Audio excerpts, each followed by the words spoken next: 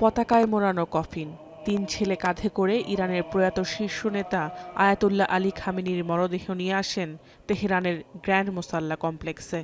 রোববার সকালে লাখ লাখ মানুষের অংশগ্রহণে সেখানেই অনুষ্ঠিত হয় প্রথম জানাজা। একই সঙ্গে জানাজা হয় পরিবারের আরও ৪ সদস্যের। তবে আদৌ কফিনের ভেতরে খামেনির মরদেহ রয়েছে কিনা এ নিয়ে গুঞ্জন উঠেছে সামাজিক যোগাযোগ মাধ্যমে।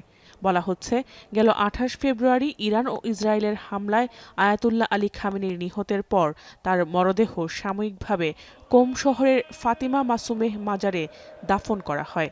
ইসলামের বিধান অনুযায়ী মৃত্যুর পর যত দ্রুত সম্ভব মরদেহের দাফন সম্পন্ন করতে হয়।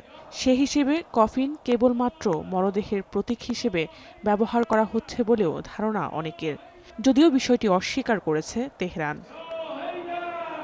৭২ ঘন্টা ময়েশ্চার লক সমৃদ্ধ লিলি হুইপড শিয়া মিস্টিক গ্লোয়িং বডি ওয়াশ। শিয়া বাটারের গুডনেস স্কিন রিপেয়ার করে রাখে সফট ও গ্লোয়িং, ছড়িয়ে দেয় লং লাস্টিং ফ্রেগন্যান্স। অনেকেই বলছেন, কফিনে খামেনির মরদেহ রয়েছে কিনা তা বড় প্রশ্ন নয়। সবচেয়ে গুরুত্বপূর্ণ বিষয়, আয়াতুল্লাহ আলী খামেনির জানাজা ও দাফনের এত বিশাল আয়োজনের মধ্য দিয়ে বিশ্বকে কী বার্তা দিচ্ছে তেহরান।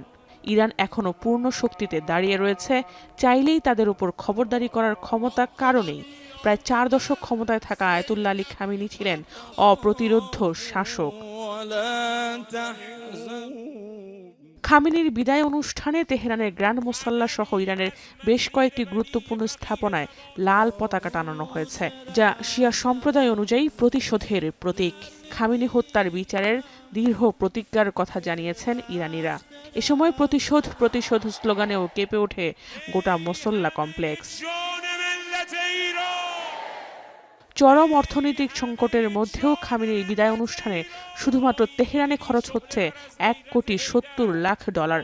এছাড়া কোম, মাসদাত, নাজাফ ও কারবালা শহরের জন্য $50 লাখ করে বাজেট বরাদ্দ রাখা হয়েছে। জাহানারা ভূঁইয়া, এখন বিশ্ব।